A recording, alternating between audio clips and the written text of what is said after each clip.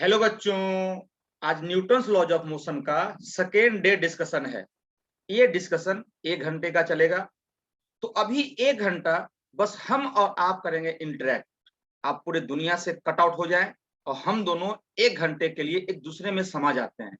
तो आप लोग अपने कॉपी कलम को निकाले और 1 घंटा ध्यान से देखें। अगर 1 घंटा आप ध्यान से देखें तो आप आज डिस्कशन में बहुत कुछ सीखने वाले हैं।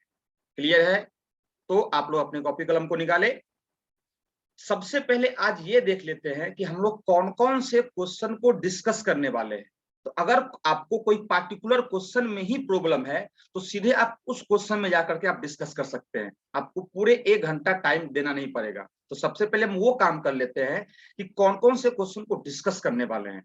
तो आप इस सेगमेंट को थोड़ा अच्छे से देखिएगा क्योंकि यहाँ से आपका टाइम बचेगा। क्योंकि मान के चलो कि आपको 2 ही क्वेश्चन में प्रॉब्लम है तो आपको पता होगा ना कि वो 2 क्वेश्चन कब डिस्कस करने वाले हैं। आप सिंपली उस दोनों क्वेश्चन को जाकर के देख लिए। तो सबसे पहले ये देखते हैं कौन कौन से क्वेश्चन को डिस्कस करने वाले हैं।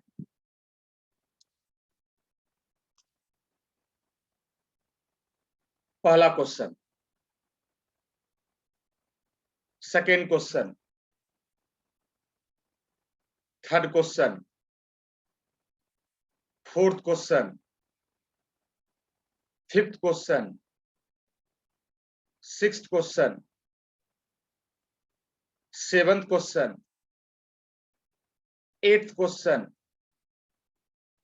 नाइन्थ क्वेश्चन, हमारा 10वां सवाल और हमारा 11वां और लास्ट सवाल। तो ये हम 11th क्वेश्चन डिस्कस करने वाले हैं। तो आपको जो सब, अगर किसी बच्चे को पूरे सवाल का डिस्कस करना है तो पूरे 1 घंटा मेरे साथ रहे। इसी सीक्वेंस में क्वेश्चन डिस्कस किया जाएगा। किसी को पार्टिकुलर क्वेश्चन का डिस्कशन देखना है तो आपको पता है कहाँ पे होगा, आप वहां पे जाकर के देख लेंगे, उतना आप बढ़ा लें। क्लियर है? तो हम लोग पहले क्वेश्चन पे आते हैं।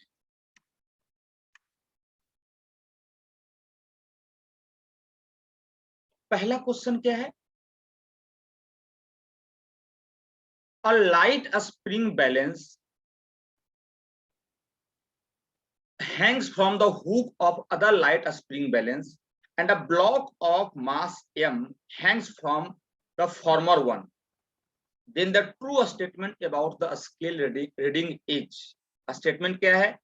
Both the scale read same, read m kg each, दोनों डिफरेंट, ऐसा 4 ऑप्शन होगा। क्वेश्चन क्या है सबसे पहले ये समझो। बोला 2 स्प्रिंग बैलेंस है। एक स्प्रिंग बैलेंस ये है और दूसरा स्प्रिंग बैलेंस ये है। ये पहला स्प्रिंग बैलेंस और ये दूसरा स्प्रिंग बैलेंस। जो फॉर्मर 1 है, मतलब ये वाला स्प्रिंग बैलेंस, इसमें आप क्या किए, एक मास को हैंग कर दिए। क्लियर है? तो सवाल क्या पूछा है कि both the scales read m kg etch, क्या दोनों स्प्रिंग बैलेंस या दोनों स्केल, क्या दोनों की रीडिंग m kg होगी? दूसरा option, the scale of the lower one reads m kg end of the upper one 0। जो लोअर स्केल होगा, लोअर स्प्रिंग बैलेंस होगा, वो m kg रीड करेगा, अपर 0 रीड करेगा। तीसरा ऑप्शन क्या है? The reading of the two scale can be anything. दोनों रीडिंग का जो स्केल है कुछ भी हो सकता है, but the sum of the reading will be m kg। बोला कि दोनों का रीडिंग कुछ भी हो सकता है लेकिन दोनों के रीडिंग का सम जो होगा वो m kg होगा। ऑप्शन फोर्थ क्या है? Both the scale read m/2 kg। दोनों जो स्केल है ये m/2 kg ये रीड करेगा, m/2 kg ये रीड करेगा। बार बार रीडिंग की बात आ रही है। ये रीडिंग होता क्या है? What is the reading of spring balance? तो बच्चों का एक मिसकॉन्सेप्शन है कि सर स्प्रिंग बैलेंस या स्प्रिंग स्केल का रीडिंग का मतलब है mg, वेट। नहीं नहीं नहीं, spring balance measure tension at its hook, ये कॉन्सेप्ट है। Spring balance measure tension at its hook and this tension may be equal to mg और not may be equal to mg। mg के बराबर हो भी सकता है और mg के बराबर नहीं भी हो सकता है। क्लियर है? तो क्या कॉन्सेप्ट है कि मान के चलो कि ये स्प्रिंग है। आप तो समझे स्प्रिंग बैलेंस का मतलब सिर्फ स्प्रिंग। अब सोचो ये है हुक, ये क्या है हुक। आपने क्या किया, इस हुक में किसी भी मास को हैंग कर दिया, हम किसी मास को हैंग कर दिए। तो सोचो अगर हम इस पॉइंट का एफबीडी बनाए तो ऊपर क्या लगा, ऊपर लगा टेंशन, ऊपर लगा टेंशन, और नीचे क्या लगा mg। यहाँ पे क्या है, टेंशन इक्वल टू mg, लेकिन हमेशा हो ये जरूरी नहीं है। क्लियर है। तो सिंपली आप देखिए कि reading of a spring balance, reading of a spring balance, spring balance क्या भाई, टेंशन एट इट्स हुक, और ये टेंशन किसके बराबर है, kx, where x is the elongation in the spring from its natural length. तो स्प्रिंग बैलेंस मेजर कर, spring balance का रीडिंग देखना है भाई साहब, तो यहाँ पे टेंशन देखिए, और ये टेंशन किसके बराबर है, kx के बराबर, जहां पे x क्या है, elongation in the spring from its natural length. अब इस कॉन्सेप्ट को हम पार्टिकुलर सवाल में अप्लाई करते हैं। नीचे mg, यहाँ पे टेंशन, क्या क्लियर है। अगर पूरा सिस्टम इक्विलिब्रियम में है, ये ब्लॉक भी इक्विलिब्रियम में रहेगा, तो टेंशन इक्वल टू mg। तो अगर ये स्प्रिंग बैलेंस S1 है और ये S2 है, वो तो S1 का रीडिंग क्या होगा, T के बराबर, और T क्या है, mg के बराबर। क्लियर। अब हम थोड़ा S2 पे आते हैं। तो अगर हम S2 पे आए तो हम इस स्प्रिंग बैलेंस का एफबीडी बनाते हैं। तो देखना ध्यान से, इस पॉइंट को देखो जो जंक्शन पॉइंट है, कौन सा पॉइंट है, जंक्शन पॉइंट। जंक्शन पॉइंट को नीचे वाला स्प्रिंग खींच रहा होगा K1 X1 से, मानो इसमें इलोंगेशन X1 हुआ और इसमें इलोंगेशन X2 हुआ, और जंक्शन पॉइंट को ऊपर वाला स्प्रिंग खींच रहा होगा K2 X2 से। ये T क्या है, ये T है K1 X1। जंक्शन वाले पॉइंट को ऊपर वाला स्प्रिंग खींच रहा होगा K2 X2 से, where X2 is the spring in the upper, X2 is the elongation in the upper spring and X1 is the elongation in the lower spring। तो बताओ अगर ये पॉइंट अगर इक्विलिब्रियम में है तो क्या हम लिख सकते हैं K2 X2 equal to K1 X1। K2 X2 is the reading of a spring balance 2 and K1 X1 is the reading of a spring balance 1 and the reading of a spring balance 1 is equal to mg। So reading of a spring balance 2 is also mg। क्या concept clear है। तो कौन सा option, option A. दोनों reading का, दोनों spring का reading balance same होगा, mg मेजर किया तो mg वेट मेजर किया, तो मास कितना मेजर किया, तो मास m मेजर किया। क्या समझ में आया। हम लोग आते हैं नेक्स्ट क्वेश्चन पे। इस क्वेश्चन का फंडामेंटल क्या था कि spring balance measure tension at its hook and tension equal to kx।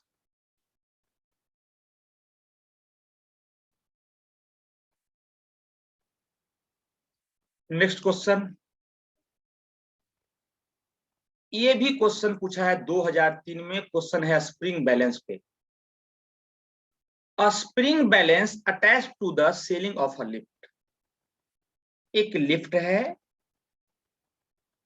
इसके सेलिंग से मतलब छत से एक स्प्रिंग बैलेंस को अटैच कर दिया गया है। आप स्प्रिंग बैलेंस को सिंपली स्प्रिंग ही समझें, और इसका जो हुक है, इस हुक पे आप टेंशन कर ले मेजर, तो उसका रीडिंग आ जाएगा। और क्या बोला है, a man Hanks his bag on the spring and the spring reads 49 Newton. Man क्या करता है, अपने बैग को स्प्रिंग बैलेंस के हुक पे टांग देता है। लो टांग दिया अपने बैग को स्प्रिंग बैलेंस के हुक पे, इसका कुछ मास होगा, तो इसका कुछ मास होगा तो रीडिंग क्या बोल रहा है, जो रीडिंग बोल रहा है, रीडिंग जो है वो क्या है, रीडिंग है 49 न्यूटन। कब, जब लिफ्ट है stationary, rest case first, case first क्या है, लिफ्ट है रेस्ट में।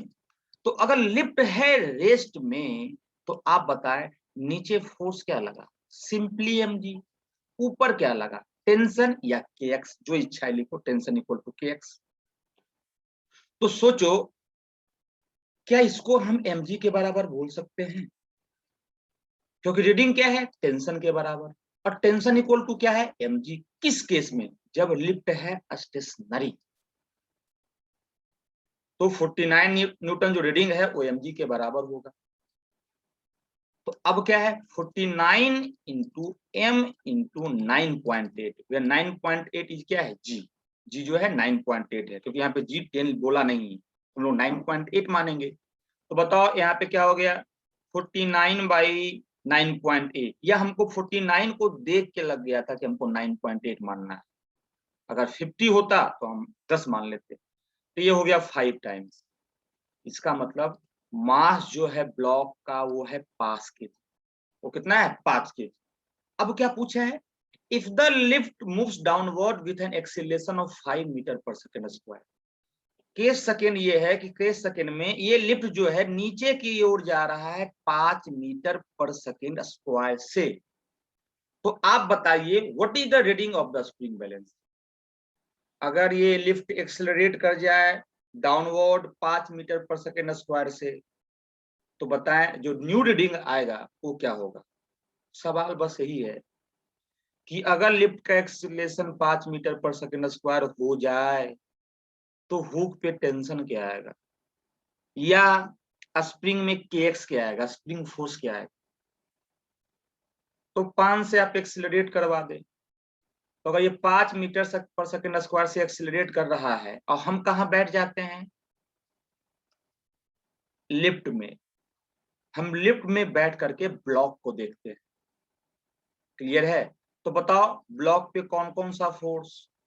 तो ब्लॉक पे ऊपर एक फोर्स लगेगा kx या टेंशन, नीचे क्या लगेगा सिंपली mg, और एक ऊपर लगेगा सूडो फोर्स m इंटू ए, जहां पे ये है a। क्योंकि आप जो सवाल कर रहे हो वो कर रहे हो एक्सिलरेटेड फ्रेम से, तो सूडो फोर्स आएगा। सूडो फोर्स का मैग्नीट्यूड क्या होगा, mass of the body into acceleration of the frame, and opposite to direction क्या होगा, opposite to acceleration of frame. अब सोचो अगर लिफ्ट में बैठ करके हम ब्लॉक को देखें तो हमें ब्लॉक रेस्ट में दिखाई देगा, ग्राउंड पे बैठे तो हमें 5 दिखाई देगा, लेकिन बैठेंगे लिफ्ट में तो हमें क्या दिखाई देगा, सिंपली रेस्ट में दिखाई देगा। मतलब हम फोर्स को बैलेंस कर सकते हैं। We can write T plus m A equal to m g, ऊपर वाले फोर्स को और नीचे वाले फोर्स को बैलेंस कर दिए, क्योंकि हमें रेस्ट में दिखाई दे रहा है लिफ्ट के रिस्पेक्ट में। तो क्या आ गया T equal to m g minus M a. लोग रट्टा ही मारता है कि लिफ्ट नीचे एक्सेलरेट करे तो जी माइनस है, ऊपर एक्सेलरेट करे तो जी प्लस है। उस रट्टे वाले कॉन्सेप्ट को भी लगा सकते हो। तो एम जी प्लस ए, क्लियर है। तो क्या हो गया, एम है 5, जी है 9.8 प्लस 5, आप इसको मल्टीप्लाई कर लोगे, आंसर आप, सॉरी यहाँ माइनस है ना, ये हो गया 5 इंटू 4.8, सिंपली आप दोनों को मल्टीप्लाई कर ले, आंसर आपके हाथ में 24 न्यूटन। आपको इच्छा है तो आप ये सवाल जो यहाँ पे टेंशन है वो ग्राउंड के रिस्पेक्ट में भी निकाल सकते हो। अभी जो हम टेंशन निकाले हैं वो किसके रिस्पेक्ट में निकालने हैं, लिफ्ट के रिस्पेक्ट में निकालने हैं। हम टेंशन ग्राउंड के रिस्पेक्ट में भी निकाल सकते हैं। कैसे, तो देखो ग्राउंड फ्रेम में, ग्राउंड फ्रेम, तो अगर हम ब्लॉक का एफबीडी बनाएं तो ऊपर kx या टेंशन, देखो हम क्यों बोल रहे हैं बार बार टेंशन टेंशन, ये अगर ये स्प्रिंग बैलेंस है तो देखना ध्यान से। तो यहाँ पे जहां पे स्प्रिंग खत्म हुआ, जहां पे रस्सी स्टार्ट हुआ है, तो ऊपर क्या लगा kx और नीचे क्या लगा टेंशन। ये इक्विलिब्रियम में है तो दोनों बराबर, इसलिए बात kx या टेंशन, kx या टेंशन। अब देखो यहाँ पे ऊपर लगा टेंशन, नीचे लगा mg। सोचो अगर हम ग्राउंड से देखें तो जो एक्सीलरेशन लिफ्ट का होगा वही एक्सीलरेशन ब्लॉक का भी होगा। तो ब्लॉक का एक्सीलरेशन ए, क्योंकि लिफ्ट का भी था ए, तो जितना लिफ्ट चलेगा उतना ब्लॉक भी चलेगा। लेकिन अगर लिफ्ट में बैठ कर देखे तो हमें ब्लॉक चलता हुआ दिखाई नहीं देगा, इसलिए हम फोर्स को बैलेंस किए। लेकिन ग्राउंड से देखे तो हमें चलता हुआ दिखाई देगा। And what now we apply Newton second law. Now we apply Newton second law. क्या होगा? mg minus T net force equal to mass into acceleration. तो क्या हो गया? mg minus M A equal to T. तो t equal to क्या हो गया? mg minus A. क्या सेम टू सेम चीज आ गया? जो यहां से वही यहां से, जो कौन से फ्रेम में? जो आया लिफ्ट फ्रेम में वही आया ग्राउंड फ्रेम। क्योंकि tension force, normal force, frictional force, जो ये सब जो फोर्स आप पढ़ रहे हैं ना, सिंपली कोई भी इनर्शियल फोर्स फ्रेम पे डिपेंड नहीं करता है। क्लासिकल मैकेनिक्स में force is independent of frame. आप 12th में जाके पढ़ोगे कि सर इलेक्ट्रिक फोर्स फ्रेम पे डिपेंड करता है, मैग्नेटिक फोर्स फ्रेम पे डिपेंड करता है। हम बोले दोनों इंडिपेंडेंट एग्जिस्ट करता है, दोनों दोनों एक इंटेंटिटी है। एक आइडेंटिटी का दो पार्ट है। सिर्फ इलेक्ट्रिक फोर्स बोलना अच्छी बात नहीं है, सिर्फ मैग्नेटिक फोर्स बोलना अच्छी बात नहीं है। आप इलेक्ट्रोमैग्नेटिक फोर्स बोले, दोनों एक इंटेंटिटी, एक पहचान का पार्ट है। तो अगर आप फ्रेम को चेंज करोगे तो इलेक्ट्रिक फोर्स चेंज कर जाएगा, मैग्नेटिक फोर्स चेंज कर जाएगा, लेकिन इलेक्ट्रोमैग्नेटिक फोर्स चेंज नहीं करेगा। तो फोर्स जो है वो फ्रेम से इंडिपेंडेंट है। इनर्शियल फोर्स, नॉर्मल, फ्रिक्शनल, जो अपने लाइफ में हम पढ़ते हैं, ग्रेविटेशनल। क्लियर है? इसीलिए हम किसी फ्रेम से निकालने की कोई टेंशन नहीं। आगे बढ़ते हैं। सवाल तो भाई 2 मिनट का था, आपको समझाने में टाइम लिए, क्योंकि हम चाहते हैं कि क्रैश कोर्स जो चल रहा है हमारा, जो डिस्कशन हमारा जो चल रहा है, इसके साथ आप कॉन्सेप्ट भी सीखें, क्या क्या कॉन्सेप्ट आ रहा है। आगे बढ़ते हैं।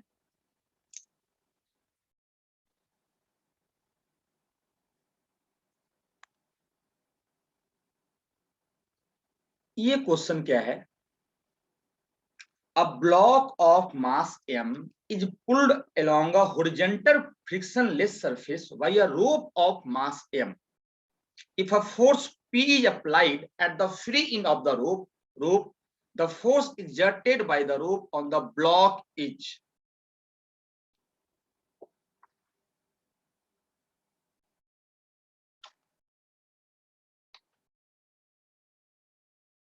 बोल ये रहा है, एक हॉरिजॉन्टल सरफेस है,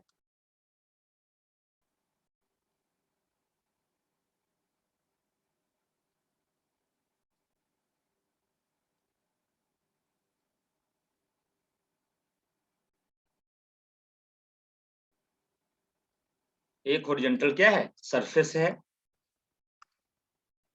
इस पे एक ब्लॉक है जिसका मास कैपिटल एम है। अब इस ब्लॉक को हम खींच रहे हैं, तो हमने क्या किया ना, कि इसमें एक रस्सी लगा दिया, इसमें एक रस्सी लगा दिया।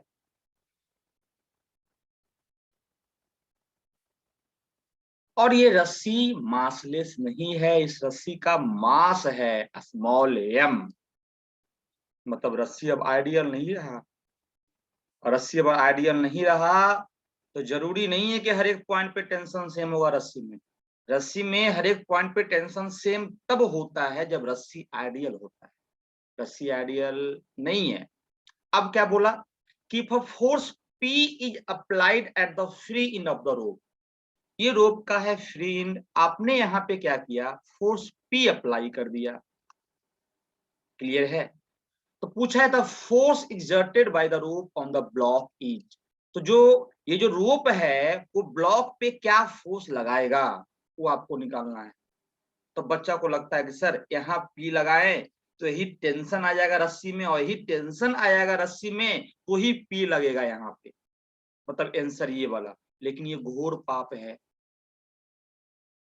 ये पी, ये टेंशन पूरे रस्सी में तब चला आता जब रस्सी होता आइडियल, जब रस्सी होता मासलेस, है कि नहीं। यहाँ पे टेंशन पी नहीं है, कुछ और टेंशन है क्योंकि इसके पास मास है। क्या किया जाए, तो एक काम करे, इस दोनों को ब्लॉक मानते हुए, एक सिस्टम मानते हुए, क्योंकि आपको पता है ना जितना एक्सीलरेशन इसका होगा उतना ही एक्सीलरेशन रोप का भी होगा, रोप को ही ब्लॉक मान लो। तो पूरे को सिस्टम मानते हुए या पूरे को एक ब्लॉक मानते हुए आप निकाल ले एक्सीलरेशन, क्योंकि दोनों का एक्सीलरेशन सेम है। जो एक्सीलरेशन इसका वही एक्सीलरेशन रोप का भी। तो आप लिख सकते हो कि नेट फोर्स जो एक्सटर्नल फोर्स होगा वो होगा m plus M into A. तो एक्सीलरेशन हमारे पास आ चुका है P upon m plus M. Clear है, सिस्टम का एक्सीलरेशन आ गया है। अब क्या करें कि ब्लॉक का बनाए FBD, FBD of block, FBD of block. तो ब्लॉक का एफबीडी बनाए, सिर्फ बस ब्लॉक को देखना है। तो बताओ ये जो रस्सी है यहाँ पे टेंशन लगा रहा है, तो यहाँ पे लगा टेंशन T, इसका एक्सीलरेशन है A।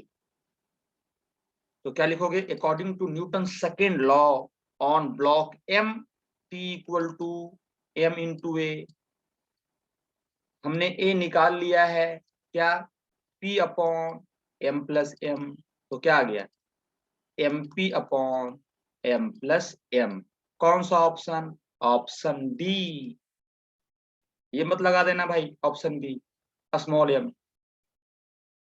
क्लियर है, ये वाला ऑप्शन। हम लोग आते हैं नेक्स्ट क्वेश्चन पे। अगला क्वेश्चन क्या है,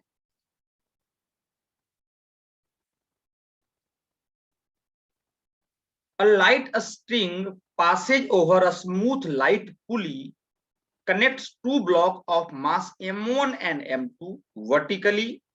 If the acceleration of the system is g by a, then the ratio of the masses is। Simple सवाल।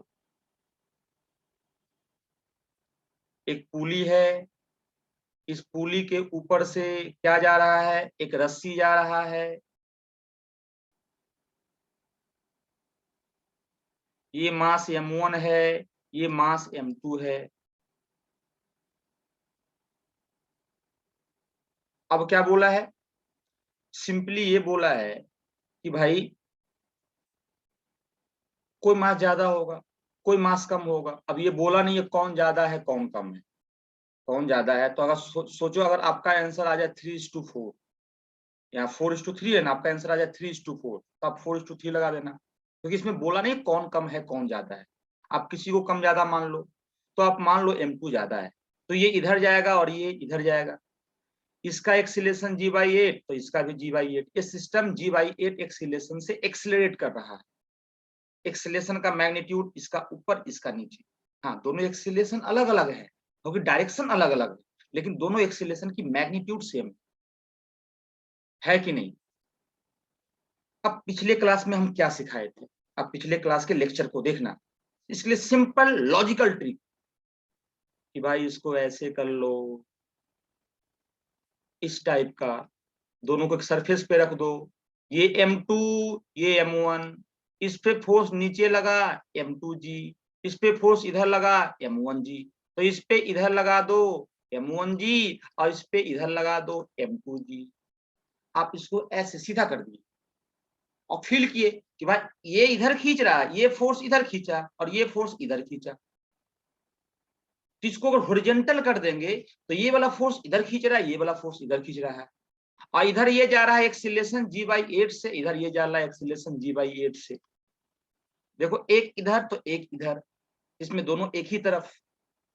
अब पूरे सिस्टम पे देखोगे नेट फोर्स तो क्या लगा, m2g माइनस m1g, क्योंकि हमने इसको ज्यादा माना है, हमने माना m2 is greater than m1, is equal to total mass m1 plus m2 into acceleration, तो g/8। Net external force equal to mass into acceleration. दोनों ब्लॉक को हम एक ब्लॉक मान लिए। क्लियर है, तो पूरे को सिस्टम मान लेंगे तो टेंशन क्या होगा, इंटरनल फोर्स होगा। और एफबीडी में इंटरनल फोर्स नहीं दिखाते, हमने दोनों ब्लॉक का एफबीडी साथ में बनाया है, अपने सिस्टम में दोनों ब्लॉक को माना है।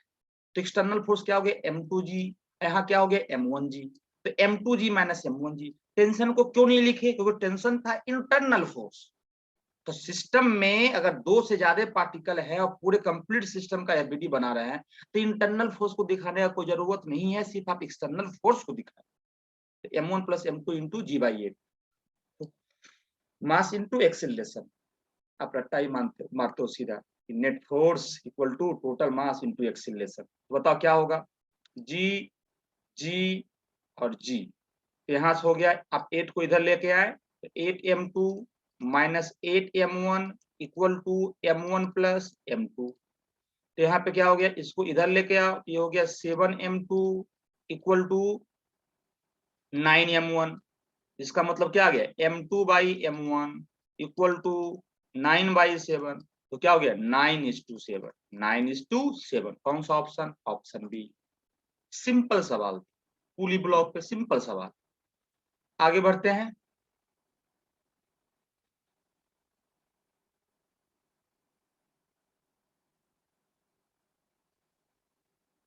ये क्वेश्चन में क्या है, one in of a massless rope which passes over a massless and frictionless pulley P is tied to a hook C while the other end is free। एक पुली है, पुली फिक्स्ड है, रस्सी के एक इंड को हमने क्या किया, हुक में लगा दिया है। हमने यहाँ पे कोई कील ठोक दिया, हमने यहाँ पे कोई कील ठोक दिया, इसको यहाँ पे लगा दिया, और दूसरे इंड को जो है हम फ्री छोड़े हुए हैं। दूसरा इंड क्या है, फ्री है। क्लियर यहां तक। अब उसके बाद maximum tension that rope can bear is 960 Newton. ये रोप जो है, ये रस्सी जो है, ये मैक्सिमम टेंशन कितना बर्दाश्त कर सकता है, 960 न्यूटन, इससे ज्यादा नहीं। तो पूछा है with what value of maximum safe acceleration can a man of 60 kg climb on the rope. बोला एक आदमी है,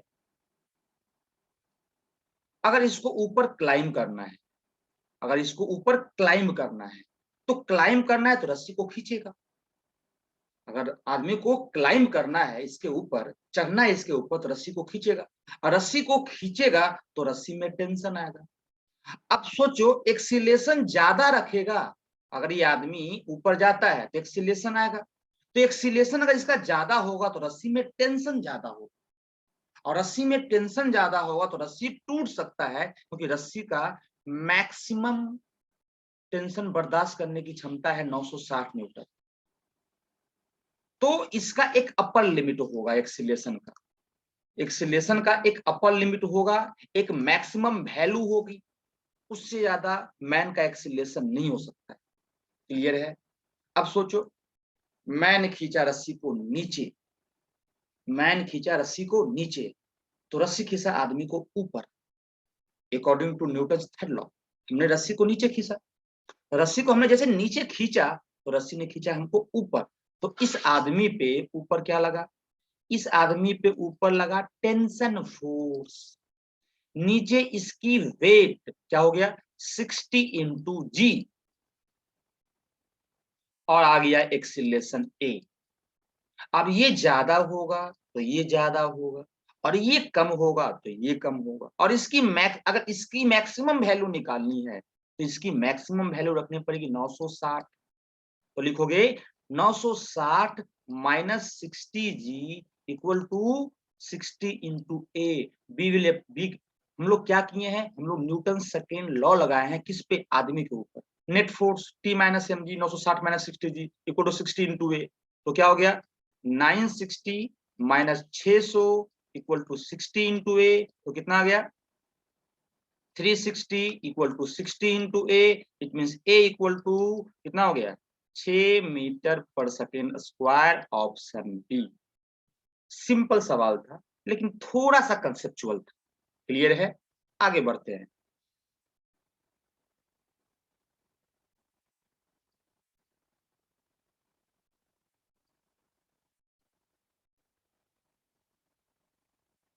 when forces F1, F2, F3 are acting on a particle of mass m such that F2 and F3 are mutually perpendicular, then the particle remains stationary.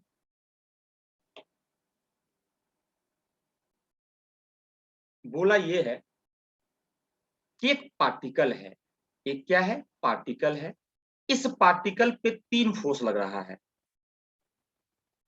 F1, F2, F3, और ये जब 3 force लगता है तो particle remains in stationary, particle rest में रहता है, मतलब इस तीनों फोर्स का जो रिजल्टेंट है वो 0 है कि नहीं, तभी वो रेस्ट में है।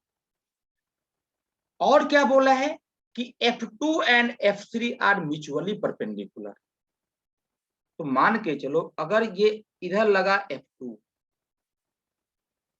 तो इधर है F3, दोनों क्या है, म्यूचुअली परपेंडिकुलर, तो बताओ F1 किधर भी हो सकता है, और लॉजिकल सा बात है जिधर इस दोनों का रिजल्टेंट आएगा, जिधर इस दोनों का रिजल्टेंट आएगा, मतलब ये F2 मान लिए, ये F3 मान लिए, तो ये हो गया दोनों का रिजल्टेंट F2 प्लस F3। तो इस रिजल्टेंट के इस रिजल्ट जो इस दोनों का रिजल्टेंट है, जो इस दोनों के रिजल्टेंट का मैग्नीट्यूड है, वही मैग्नीट्यूड F1 का भी होगा, और इस रिजल्टेंट के अपोजिट में लग रहा होगा, तभी नेट फोर्स 0 आ रहा है। F1 plus F2 plus F3 equal to 0 vector. 0 मत लिखना, सिर्फ 0 मैग्नीट्यूड होता है, हाँ पूरा पे मोड लगा दिए तब लिखोगे 0, लेकिन सिर्फ ऐसे लिखकर 0 वेक्टर। तीनों का रिजल्टेंट क्या है, 0 है, ये दोनों म्यूचुअली परपेंडिकुलर है, तो तीनों का रिजल्टेंट कब 0 होगा, जब इस दोनों का जो रिजल्टेंट होगा, जो इस दोनों का रिजल्टेंट होगा, इसका रिजल्टेंट भी इसी के मैग्नीट्यूड के बराबर, और डायरेक्शन इसका क्या होगा, इसके अपोजिट, तभी एक क्या करेगा, एक दूसरे को बैलेंस करेगा।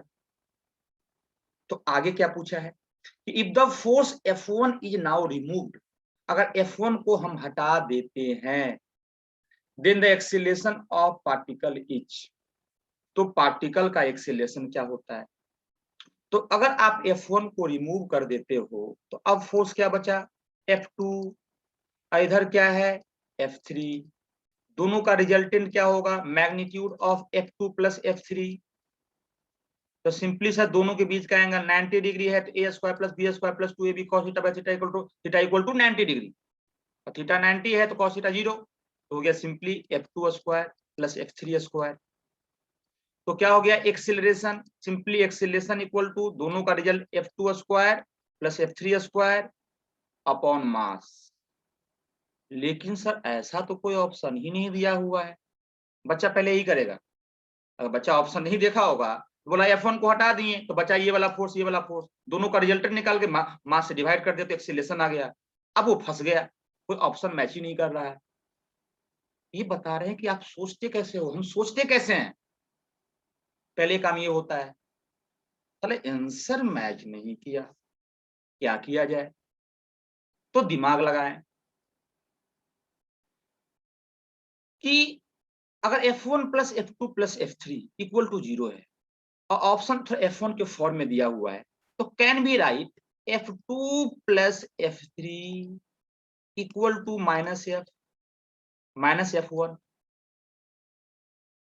भाई इस ये दोनों का रिजल्टेंट F1 का निगेटिव है, ये दोनों का रिजल्टेंट F1 का निगेटिव है, या F1 इस दोनों का निगेटिव है।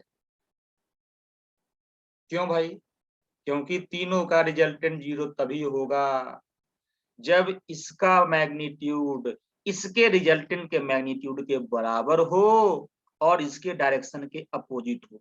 तो सर ये तो negative, it means this two vectors are negative of each other. तो अगर एक्सीलरेशन लिखना है simply F1 plus F2 upon mass, sorry F2 plus F3, क्योंकि F1 को हटा दिए हैं तो we can write F2 plus F3 equal to minus F1 by M. हमें हमसे बस मैग्नीट्यूड पूछा है, तो बताओ मैग्नीट्यूड क्या होगा। ये तो एक्सीलरेशन आ गया, तो एक्सीलरेशन का मैग्नीट्यूड क्या होगा, simply minus F1 by M. M तो स्केलर ही है, तो F1 का मैग्नीट्यूड बाई एम। बस हमको मैग्नीट्यूड में क्या होता है, बस हमको इस लेंथ को देखना होता है, वेक्टर का लेंथ क्या है। तो कौन सा ऑप्शन, ऑप्शन ए। ये आपको समझाने के लिए सवाल है, ओनली 1 मिनट देख के लगा है भाई, F1 बाई एम है कि नहीं। आगे बढ़ते हैं।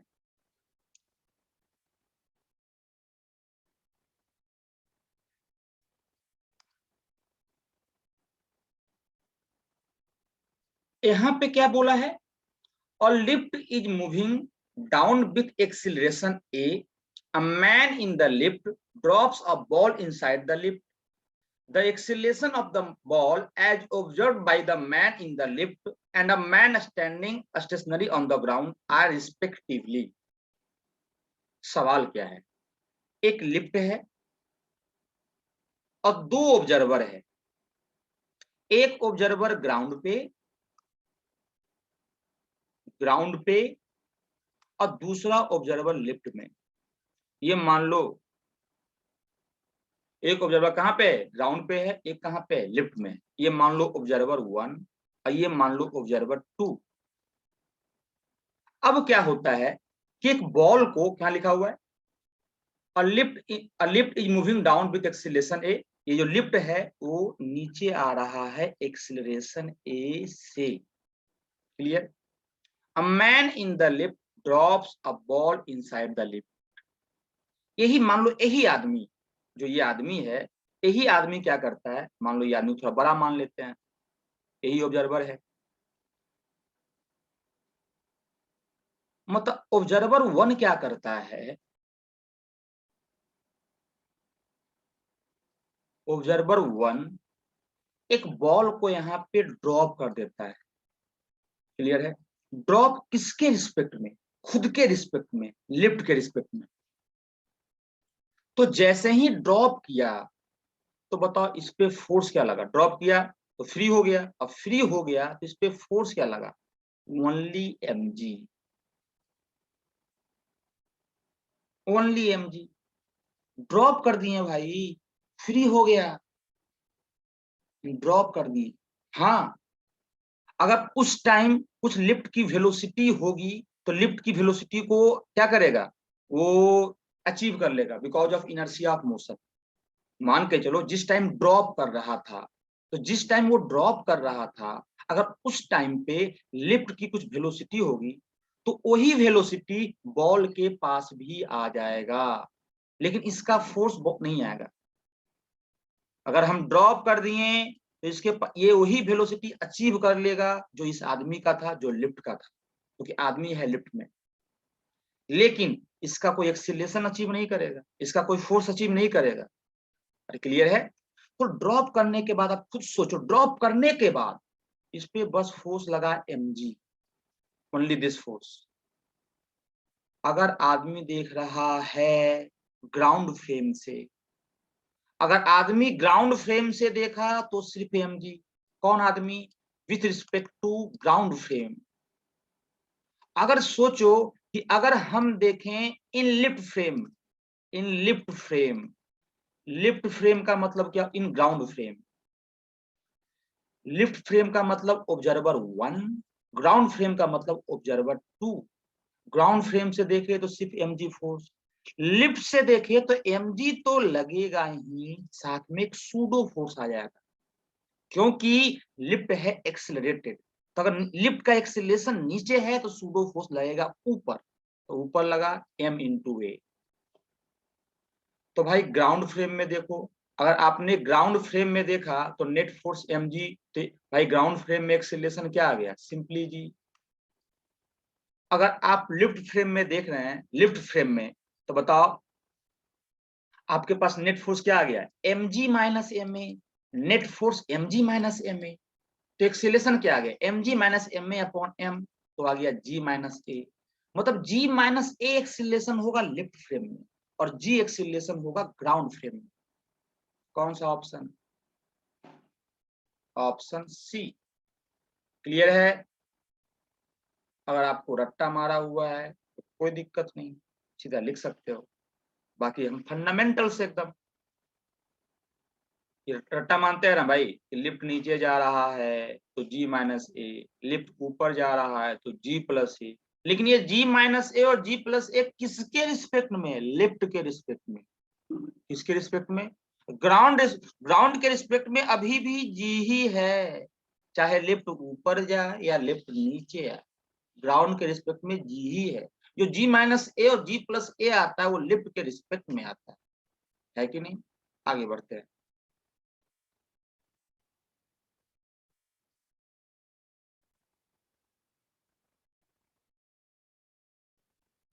A mass of 10 kg is suspended by a rope of length 4 meter from the ceiling. A force F is, अच्छा कब पूछा है? 2020 में। A mass of 10 kg is suspended by a rope of length 4 meter from the ceiling. A force F is applied horizontally at the midpoint of the rope such that the top half of the rope makes angle of 45 degree with the vertical. Then force F equals G को मानना है 10 and रोप को मानना है massless, मतलब ideal रोप। बोला एक रोप है, ये सेलिंग है, एक रोप है, 10 केजी का मास है, यहां लगा दिए 10 केजी का मास। बोला रोप का लेंथ है 4 मीटर, इसका लेंथ क्या है? 4 मीटर। उसके बाद एक रोप है, उसमें एक 10 केजी का मास हैंग किया हुआ है बॉटम पे, स्ट्रिंग का लेंथ 4 मीटर है। अब क्या किए, इसके मिड पॉइंट से, इसके मिड पॉइंट से, स्ट्रिंग के मिड पॉइंट से आपने फोर्स एफ लगा दिया। जैसे आप मिड पॉइंट पे फोर्स एफ लगा दोगे तो रस्सी थोड़ा टेढ़ा हो जाएगा, तो रस्सी का शेप थोड़ा ऐसा हो गया, तो देखना ध्यान से।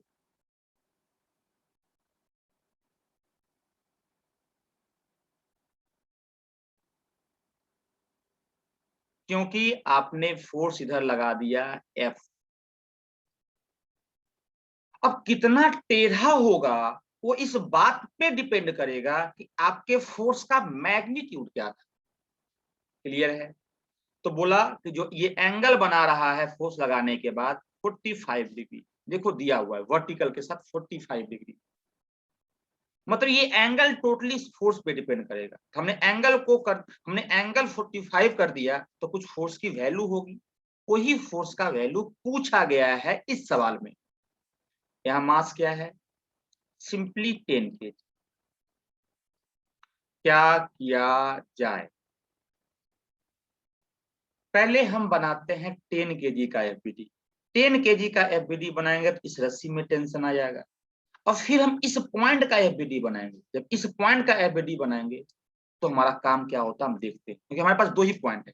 इसका तो कोई फायदा नहीं है, इस पॉइंट का सेलिंग का क्या बनाओगे?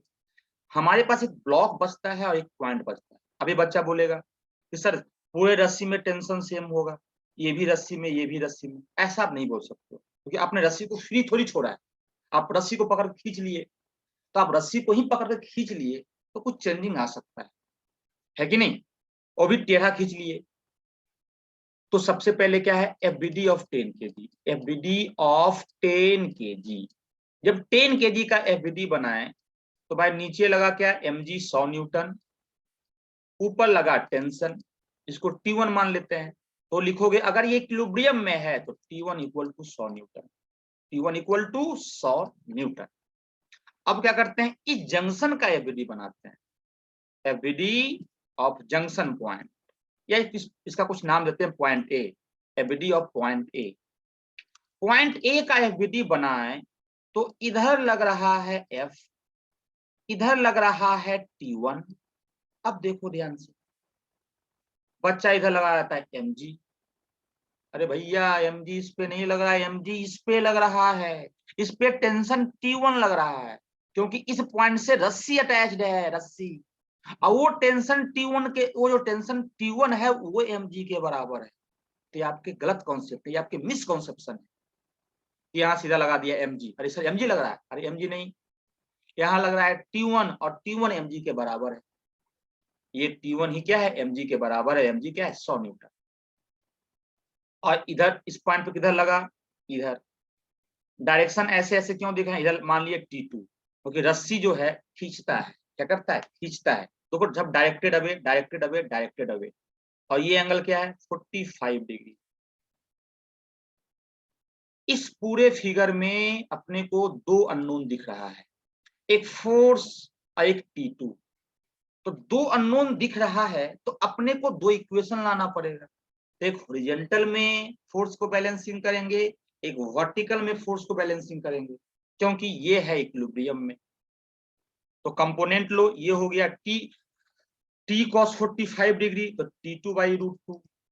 ये हो गया टी साइन 45 डिग्री, तो टी साइन 45 डिग्री, तो T2/√2।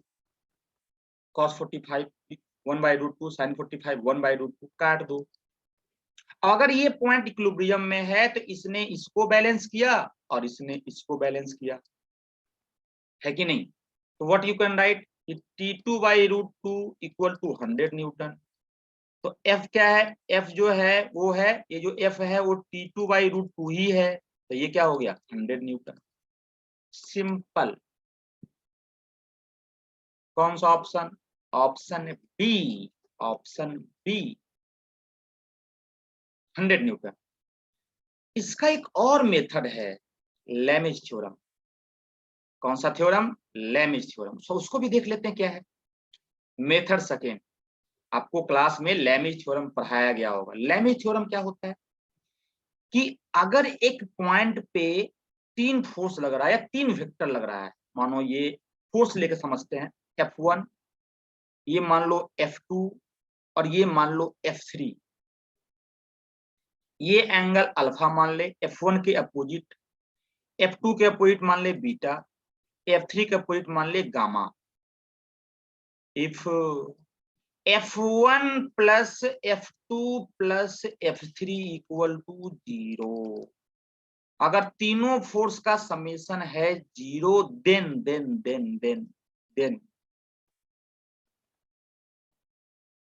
F1 by sine alpha, इसके opposite angle F2 by sine beta, F2 by sine beta equal to F3 by sine gamma. ये पढ़ना है सॉल्यूशंस ऑफ ट्रायंगल मैथ में, आप तो ये ध्यान में रखें। बच्चा ये हमेशा लगा देता है, जहां भी देखा तीन फोर्स लगा दिया, जहां भी देखा तीन फोर्स लगा दिया। अरे नहीं भाई, वो तीन फोर्स का समेशन 0 आना चाहिए। और सिर्फ फोर्स के लिए नहीं, कोई भी तीन वेक्टर के लिए जिसका समेशन 0 आ रहा है रिजल्टेंट, तो लगा सकते हैं। अब इस वाले कॉन्सेप्ट को हम यहाँ पे यूज करते हैं, आपको यहाँ दिखाते हैं करके हम। तो देखो इधर क्या लगा, 100 न्यूटन, इधर क्या लगा F, और इधर क्या लगा T। सोचो अगर ये 45 डिग्री है और ये पूरा ये 90 है, तो ये क्या हो गया 135। तो ये 45, तो ये भी 45, और ये पूरा 90, तो ये भी 135, और ये क्या हो गया 90। हमें निकालना है F। तो हम लिख सकते हैं, देखो यहां से F by sine 135, F by sine 135, F और इसके अपोजिट वाला एंगल इक्वल टू क्या 100 बाई इसके अपोजिट वाला एंगल 100 बाई साइन 135। तो इससे ये कैंसल, तो F इक्वल टू 100। तो ये हो गया लेमिज थ्योरम। अब आपको जो सही लगे, हम हमेशा यही कॉन्सेप्ट को लगाते हैं, आदत हो गया है कि भाई कंपोनेंट लेंगे सवाल करेंगे।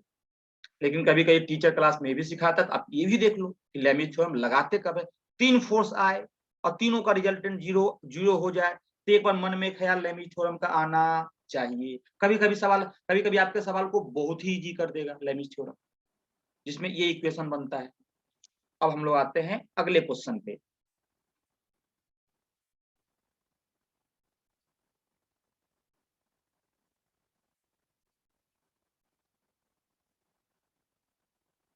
ये क्वेश्चन क्या है, अ mass of 10 kg is suspended vertically by a rope from the roof when the horizontal force is applied on the rope at the some point. The rope deviated at an angle of 45 degree at the root point.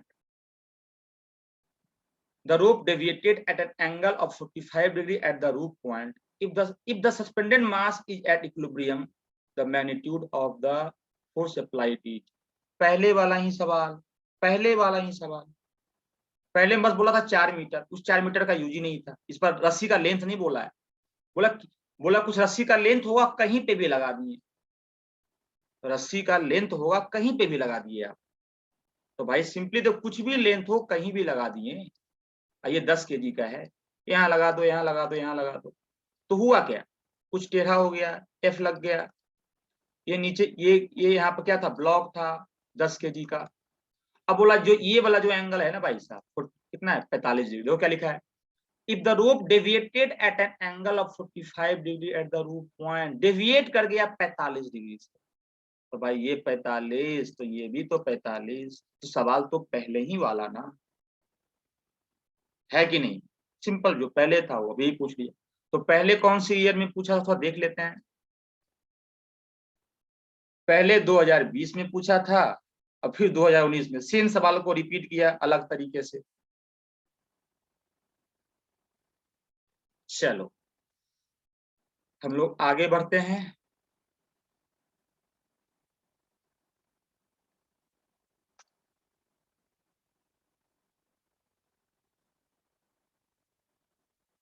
Three forces start acting simultaneously on a particle moving with velocity v.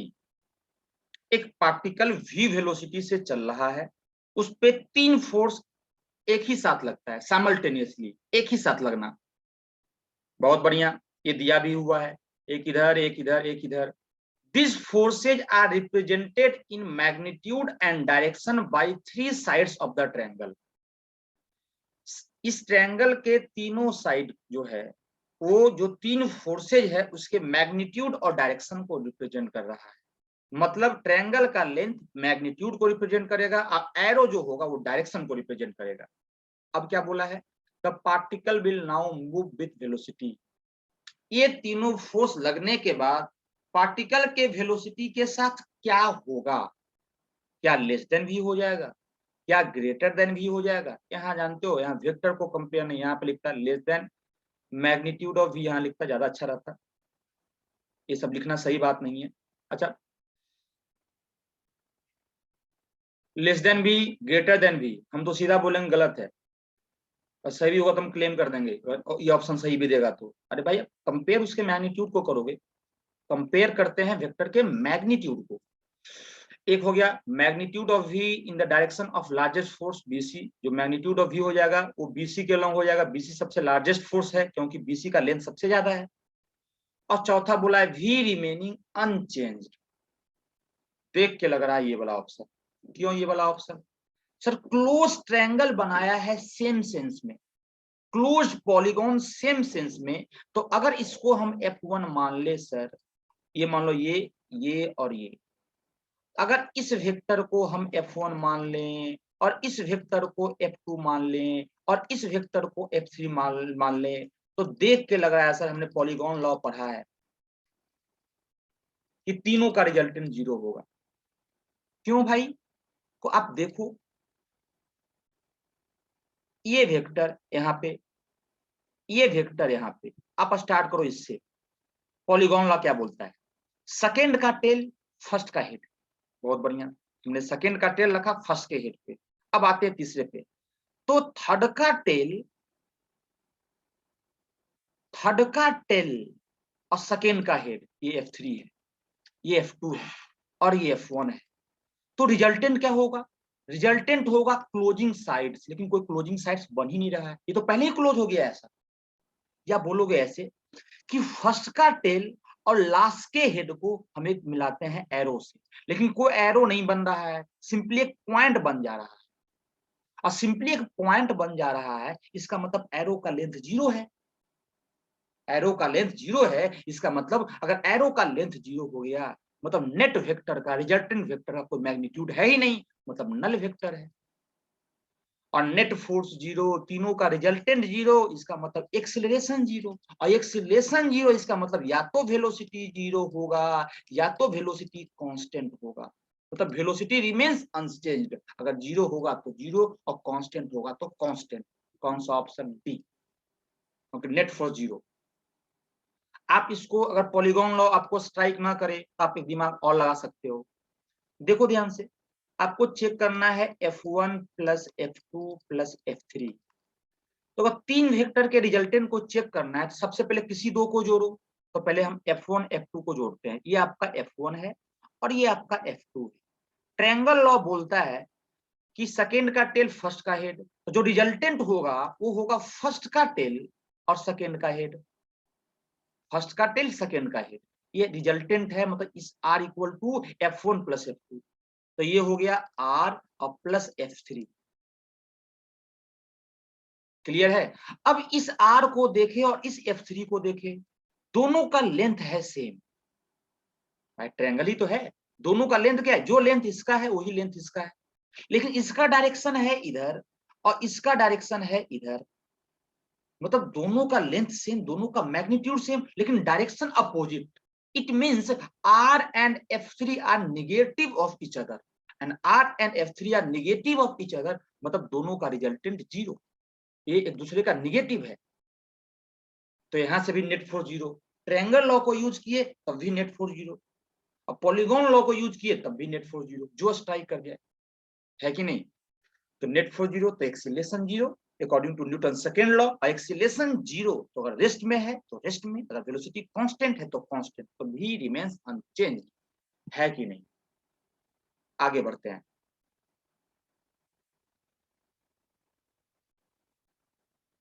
और ये हमारा आज का last सवाल। A particle of mass 0.3 kg is subjected to a force F equal to minus kx, where k equal to minus 15 metre. अब इसको देखकर तुम स्प्रिंग फोर्स मत मान लेना, एक ऐसा फोर्स, हाँ स्प्रिंग के हेल्प से ही लगा होगा, जैसे भी लगा होगा, जरूरी नहीं है कि F ही, जैसे ही बच्चा देखा F इक्वल टू माइनस के सारा स्प्रिंग होगा सर, जरूरी नहीं है कि स्प्रिंग हो, कुछ और भी हो सकता है। अगर आप अच्छे से सिंपल हार्मोनिक मोशन पढ़े होगे तो आपको समझ में आ रहा होगा कि कोई दूसरा, मतलब कोई दूसरा सोर्स भी इस टाइप का फोर्स लगा सकता है, तो डायरेक्टली प्रोपोर्शनल टू एक्स होगा एंड अपोजिट टू एक्स होगा। What will be the initial acceleration if it is released from a point 20 centimeter away from the origin? देखना ध्यान से,